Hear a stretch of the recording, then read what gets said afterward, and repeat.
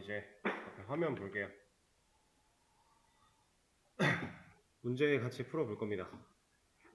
문제가 좀 많아서 시간을 좀 드렸는데 사실 별거 없어요.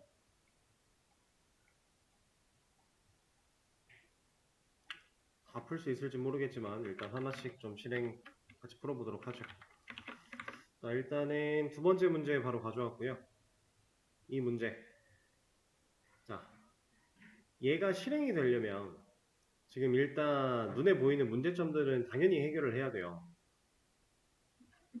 가장 대표적인 문제가 클래스가 없다. 칼 클래스. 그 다음에 활객체도 만드니까 칼 클래스도 필요해요.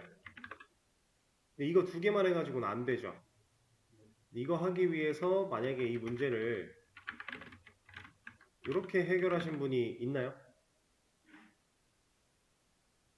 이렇게 하신 분 있을까요? 만약에 이렇게 하고 넘어가셨다면 다음번에 이런 비슷한 상황을 맞이했을 때는 조금 더 고려를 많이 해보세요. 왜냐면 이거 A-B 테스트 맞아요? 활은 칼이다. 맞는 말입니까? 활과 칼 서로를 포함할 수 있는 관계가 아무리 봐도 아닌 것 같아요. 그죠?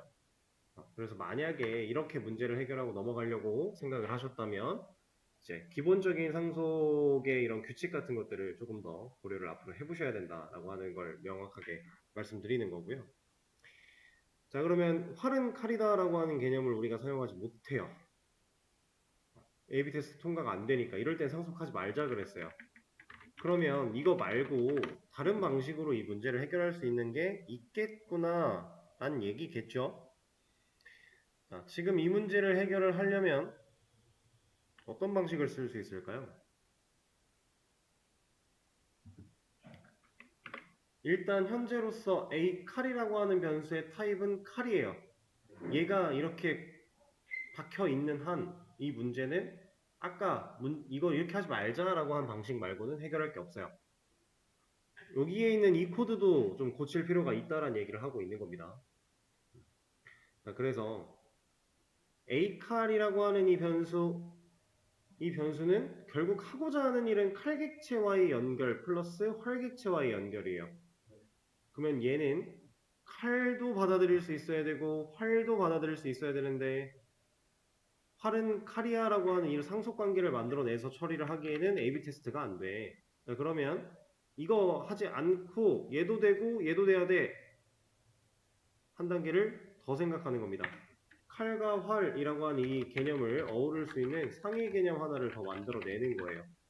그리고 이 칼이라고 하는 타입 자체를 무기로 바꾼 다음에 칼 클래스도 무기를 상속받아라, 활 클래스도 무기를 상속받아라 하는 개념으로 풀어내야 됩니다.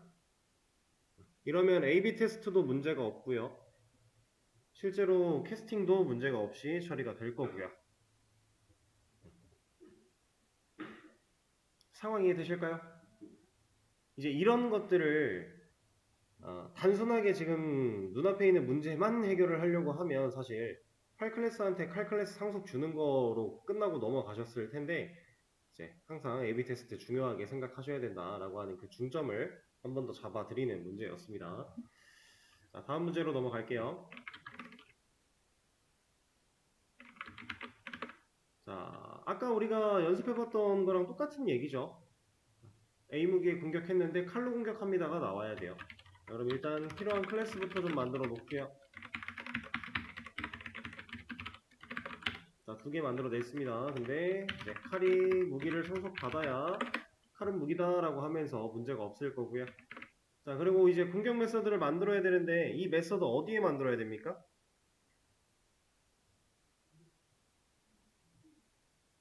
이거 무조건 무기에 있어야 되죠. 왜냐하면 자, 제가 이 메서드를 호출하는 리모컨을 들고 있는 주인 이 녀석의 타입을 보자라고 했어요. 그러니까 이 메서드는 때려 죽어도 일단 무기에 있긴 해야 돼요. 그래서 공격이라고 하는 메서드를 여기다 만들어야 되는데 이걸 잡아도 알아요. 그래서 마우스를 올려가지고 퀵픽스를 읽어보면 공격 메서드를 만들어 줄까? 근데 어디에? in type 무기에. 자바는 알고 있어요. 그래서 이걸 가지고 만들면 알아서 무기 클래스의 메서드를 생성을 해줍니다. 자, 근데 여기서 이제 출력이 이렇게 나오면 된다라고 했으니까 이것도 이제 이런 식으로 생각하고 넘어가시는 분들이 꽤나 많았을 거예요.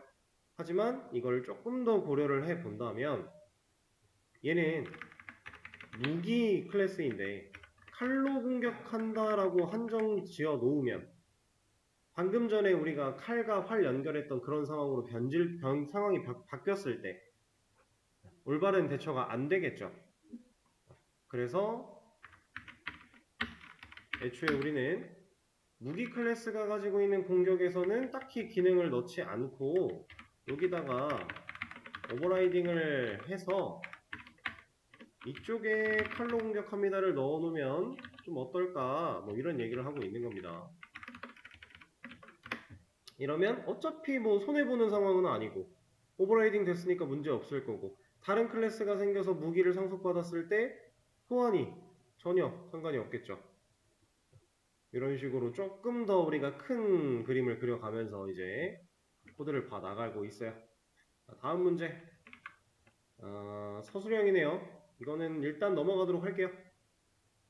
이것도 서술형이었고 얘도 서술형이고 얘도 과정 설명 얘도 다시 문제로 자, 이 문제 같은 경우는 TV 세대가 있고요. 이 세대에 대해서 켜기 끄기 VR, 켜기 끄기 AR, 켜기 끄기 게임 모드 전환이라고 하는 기능들을 가지고 있네요. 자, 이거 사실 이 코드를 실행되게끔 만드는 것 자체는 어려울 게 아니니까 그냥 말로 좀 설명을 하도록 하겠습니다. 자, 샤오미 TV, 삼성 TV, LG TV 클래스 필요하겠죠? 세 개의 클래스를 만들어내서 지금 뭐 애초에 상속을 통한 캐스팅도 아니에요. 각각 타입에 맞는 객체가 연결되어 있어요. 그럼 문제될 게 없습니다. 자, 그런 상황 속에 얘네들 클래스가 객체가 가지고 있는 메서드들 호출하는 상황을 좀 보니까 켜기, 끄기, VR, 켜기, 끄기, AR, 켜기, 끄기, 게임 모드 뭐가 똑같아요? 켜기랑 끄기가 똑같지 않느냐라는 얘기예요. 이 둘은 지금 완벽하게 계속 중복되는 거 아닌가? 물론 출력되는 결과를 보면 약간씩 차이는 존재하지만 TV 이름이 바뀌고 있지만 어쨌든 이 둘은 동일하게 필요하다. 그리고 각각의 TV가 가지고 있는 특징적인 메서드가 하나씩 존재한다. 뭐 이런 상황이잖아요. 그래서 일단 이 문제까지는 그냥 직접적으로 클래스 만들고 각각의 클래스에 켜기 끄기 뭐 켜기 끄기 뭐 켜기 끄기 뭐 이렇게 만들어 놓는 게 답은 맞는데 이제 다음 문제로 넘어가면 이거에 대해서 한 번 더 생각을 해볼 수 있는 문제로 진행이 되겠죠. 그래서 얘는 스토리가 써 있기는 한데 이건 뭐 크게 중요한 건 아니니까 넘어가도록 하고 자, 상황은 똑같습니다. 근데 이제 표준 TV라고 하는 리모컨을 들여오자 라고 해서 이 표준 TV 리모컨을 들여오면 어떤 일이 벌어지느냐 켜기랑 끄기는 이제 이 표준 TV 리모컨 가지고 할 수 있는 거예요. 특별한 게임 모드, 뭐 VR, AR 이런 걸 하기 위해서는 표준 TV 리모컨이 가진 기능만으로는 부족해요. 안 돼요. 하지만 켜기랑 끄기는 가능하게끔 처리를 해보자 라고 하는 얘기고요. 그걸 하기 위해서 이제 각각의 클래스들이 이렇게 메서드 3개씩 들고 있는 이 상황에 표준 TV라고 하는 클래스를 하나 우리가 직접 만들어내자. 이렇게. 그리고 이 클래스는 켜기랑 끄기라는 메서드를 가져야겠죠? 이렇게. 자, 그리고 이 표준 TV라는 녀석을 샤오미, LG 뭐 이런 녀석들이 전부 다 상속을 받을 수 있게끔 처리를 해준다면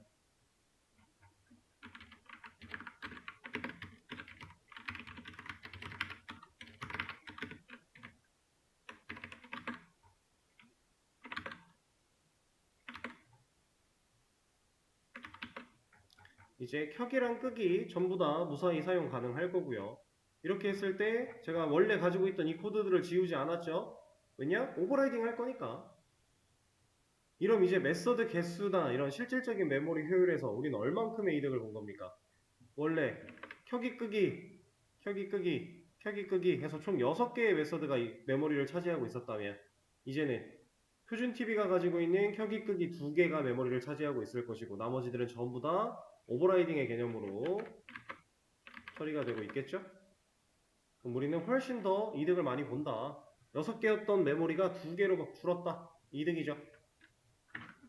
자, 이렇게 사용을 할 수 있는데 자, 지금 마지막 얘가 제일 중요해요, 사실. 여기까지는 너무 쉽고 이 녀석이 좀 중요한 내용인데 얘는요. 자, 지금 상황으로 보면 이겁니다. 표준 TV 타입인 A 표준 TV라는 변수, 얘는 표준 타입이에요. 이 녀석한테 지금 우리가 LG TV 객체 리모컨을 가지고 있는 LG TV 타입인 이 변수가 가진 리모컨을 여기다가 줬거든요. 그래서 켜기 끄기를 했어요.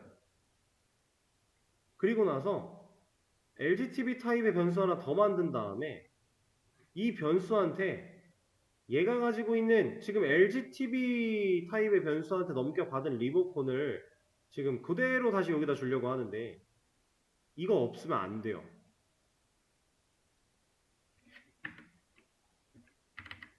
이거 없으면 안 되거든요. 그래서 코드가 이렇게 쓰여져 있는 겁니다. 자, 근데 이게 왜 이러는지 상황을 좀 같이 볼게요. 지금 이게 간단하게 어떤 상황이냐? 객체가 하나, 둘이 있어요. 그리고 변수가 이렇게 있는데 자, 이 녀석은 LG 객체고 여기는 ALG TV라고 하는 변수 이렇게 연결이 되어 있습니다. 그림 거꾸로 그렸다고 헷갈리시지 마시고요. 다음 이 녀석은 표준. 그래서 얘는 A 표준 이라는 변수인데 아니죠. 표준 TV 객체는 만든 적이 없으니까 객체는 하나군요. 이런 상태에서 얘가 가지고 있는 이 리모컨을 여기다가 이렇게 줬을 때 얘가 연결이 되는 것까지는 문제가 없었어요. 왜냐면 상속관계였으니까. 그죠? 그게 지금 여기 그림 그린 코드가 이거라고 보시면 됩니다. 여기까지는 문제가 없습니다. 물론 중간에 변화는 살짝 일어났겠지만 문제는 없어요. 자, 그리고 얘가 들고 있는 이거를 결과적으로 우리가 또 다른 변수 하나 ALG2라고 하는 녀석을 만들어서 얘를 주고자 하는 거예요.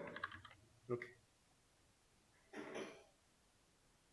자, 근데 이거 제가 연결을 이렇게 해도 되고 이렇게 해도 된다라고 하지 않았나요? 옛날에? 이런 식으로 생각을 해보면 지금 얘가 가지고 있는 이 리모컨이 여기랑 연결이 된다라는 건데 얘는 LG고 얘도 LG잖아요. 그럼 이게 리모컨을 가지는데 왜 뭐가 문제가 있어서 이런 걸 할 필요가 있지? 이거에 관점을 두고 한번 얘기를 할 겁니다. 자, 일단 쉽게 생각하면 당연히 지금 상황에서는 LG 객체로부터 리모컨이 직접 나오거나 LG 타입에서 리모컨이 그대로 온 게 아니니까 얘가 넘겨받는 이 리모컨은 표준 TV 리모컨으로 한번 바뀌었던 녀석이니까 얘가 이쪽으로 오려면 또 변해야죠. 타입이 얘는 표준이고 얘는 LG니까 서로 타입이 다르기 때문에 이걸 여기로 넘겨주려면 변하지 않고는 못 받아요. 지금 이건 무슨 얘기냐? 쉽게 얘기하면은 자, 더블 타입한테 제가 1을 넣어요. 그럼 얘는 1.0이죠. 이렇게 만들어진 A라는 변수를 여기다 못 넣는 이걸 말하고 있는 거예요. 이거랑 똑같은 얘기입니다, 지금. 더블은 정수를 커버 칠 수 있으니까 받아내는데 자동 캐스팅을 해서 오토 캐스팅을 해서 문제가 없어요. 근데 그렇게 캐스팅을 한 결과를 갖고 있는 이 변수는 결국 우리가 정수를 저장한다고 했지만 정수 타입 변수한테 들어갈 수 없다. 왜? 얘는 더 이상 A에 저장된 순간 1이 아니라 1.0이 되니까 여기 지금 1.0을 넣겠다라고 하는 거랑 똑같은 거니까 이거는 실수라서 그냥 정수에 들어갈 수가 없다. 이거랑 지금 우리가 보고 있는 이 상황이 완벽하게 동일하다라는 겁니다. 그래서 리모컨의 개수를 따져보자면 지금 LGTV 클래스를 가지고 만들어낸 LGTV 객체 디스의 리모컨에는 버튼 3개 있을 거예요. 켜기 끄기 게임 모드 전환. 그 다음에 ALGTV라는 이 녀석은 당연히 버튼 3개 가지고 있는 리모컨을 가지고 얘를 표준TV 타입의 변수한테 줬습니다. 그럼 넘어가는 과정에서 형태가 살짝 변했고요. 변하다 보니까 버튼 하나를 잃어요. 어떤 버튼? 게임 모드 전환이라고 하는 버튼이 사라지게 되겠죠. 왜냐면 표준TV 클래스에는 그런 버튼 없으니까. 그럼 얘는 이제 버튼 2개짜리예요. 그거를 다시 LG 쪽에 주려고 하면 LG 타입 리모컨에는 버튼이 몇 개 있어야 돼요? 3개 있어야죠. 근데 얘는 몇 개밖에 없다? 2개밖에 없다. 그럼 2개짜리 버튼이 3개짜리 리모컨이 되기 위해서는 문제가 생기죠. 이거를 이제 아까 전에 제가 강조드렸던 관점을 따졌을 때 값을 받아들이려고 하는 데이터, 그 변수의 타입, LGTV라는 이 타입이 지금 여기서 제일 중요한데 이 타입은 무조건 버튼이 몇 개? 3개. 근데 얘가 지금 데이터를 버튼 2개짜리를 주면 얘 입장에서는 버튼 하나 어디 갔어요? 없어졌죠. 데이터 손실이에요. 그래서 얘는 그냥은 못 받아. 내가 이거 절대로 그냥은 받을 수 없어. 그러니까 너 나한테 오고 싶어? 형태 바꿔서 와. 근데 이걸 위험하니까 데이터가 손실되는 상황이니까 자동으로 해줄 수가 없어. 그래서 우리가 여기다 써준 이 소가로 안쪽에 써준 LGTV라는 이 명칭이 데이터 타입을 적어주는 거예요. 이 소가로 안에다가. 이러면 강제로 수동으로 형태를 변환시키는 수동 형변환의 방식이 됩니다. 그래서 제가 좀 전에 보여드렸던 예시를 다시 보여드릴게요. 자, 이거 안 되죠? 실수를 정수 타입한테 넣으려고 하니까 안 되는데 여기다가 형태를 강제로 바꿔라 라고 하면 들어가요. 소가로 안쪽에 내가 바꾸고자 하는 타입을 넣어주는 겁니다. 그럼 이제 이 A는 1.0이라는 값을 갖고 있다가 int 형변환이라고 하는 개념을 통해 수동으로 바꿨어요. 그랬더니 얘는 이제 1이라는 값으로서 변수에 저장이 됩니다. 자, 이게 수동 형변환인데 이거는 되게 조심해서 써야 돼요. 왜냐면 얘는 전적으로 모든 책임이 개발자한테 있어요. 왜냐면 자바는 안 된다고 했어요. 분명히. 얘는 안 돼 라고 에러를 보여줬어요. 근데 이걸 되게끔 한 거 누구예요? 사람이죠, 개발자. 이렇게 되게끔 개발자가 만들어서 코드를 짰는데 만약에 A한테는 1.8이라는 데이터가 있었고 이 데이터를 제가 int 형변환을 통해 만들어냈대요. 이러면 얘는 그냥 1이거든요. 여기 지금 마지막에 나오는 1이 B의 출력 결과인데 자, 이 녀석이 1이 되면 값을 얼마를 잃었어요? 0.8을 잃었죠. 자, 근데 이 0.8이 만약에 되게 중요한 좌표값이었다라고 생각을 해보세요. 예를 들어 적의 미사일을 격추시키는 그런 녀석인데 0.8만큼의 오차가 뭐 매 초에 몇 번씩 일어난대요. 그럼 이게 한 5초만 지나도 이미 앞자리가 바뀌어버리죠. 이런 오차 때문에 실제로 전쟁에서 문제가 생겼던 사례가 옛날에 있습니다. 이거는 이제 실수의 연산 가지고 그때 당시에 문제가 있었지만 어쨌든 데이터가 손실이 됐을 때 이 데이터가 중요한 거라면 그 책임은 다 개발자 탓이에요. 그러니까 꼭 필요한 상황이 아니라면 이런 형변환, 수동 형변환은 잘 안 씁니다. 근데 꼭 필요한 상황이라면 당연히 해야 돼요. 진짜로 데이터 손실 없고 이런 거 사람 입장으로 우리가 따져봤을 때 진짜 문제 없잖아요. 이거 팩트잖아요. 이럴 땐 해도 돼요. 근데 이런 게 아니라면 조심해야 된다. 라는 얘기입니다. 수동 형변환 되게 조심해서 써야 되고 자, 그리고 이런 식으로 소가로 안쪽에 타임 넣는다고 무조건 다 되는 건 또 아니에요. 자,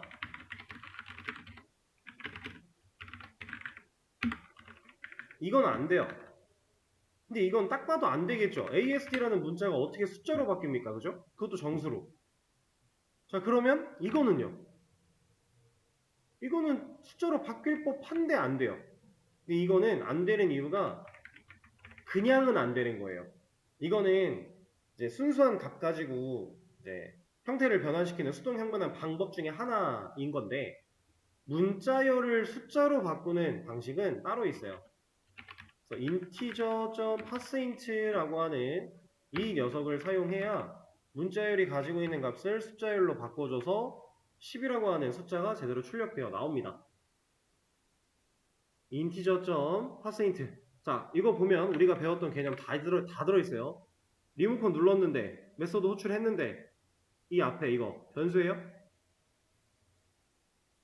인티저 이거 변수입니까? 우리는 이런 변수를 지금 이 메인 메소드 안쪽에서 만든 적이 없어요. 이거 뭡니까 그러면?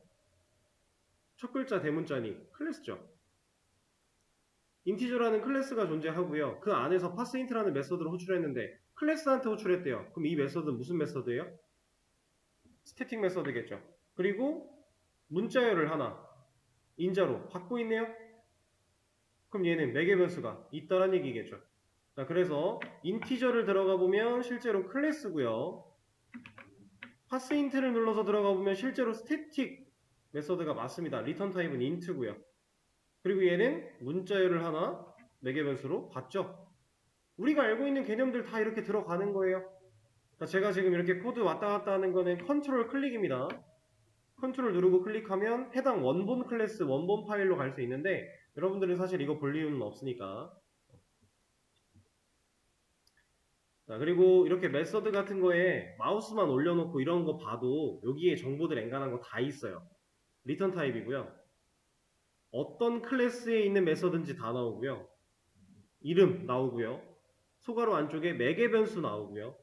이거 throw는 이제 예외를 발생시키는 이런 건데 이거에 대해서는 지금 당장 크게 아실 건 없고 만약에 예외가 터진다면 문제가 생긴다면 이 number format exception을 발생시켜 라고 하는 거예요. 그냥 그런 얘기예요. 이런 것까지. 그리고 얘는 이 안쪽 여기 내용은 이 메서드가 가지고 있는 기능에 대한 간략한 요약 정보 이런 것들 다 나옵니다. 그래서 생각보다 우리는 이 이클립스 STS라는 툴 안에서도 되게 많은 정보들을 얻어낼 수 있어요. 이렇게 해서 형태, 수동 형변화하는 문제 요거까지 같이 풀어봤고요. 남은 문제들은 내일 수업 시간에 같이 좀 풀어보고 그리고 나서 다른 개념 또 배워보도록 하겠습니다. 그럼 오늘 수업은 여기서 마무리하도록 할게요. 고생하셨어요.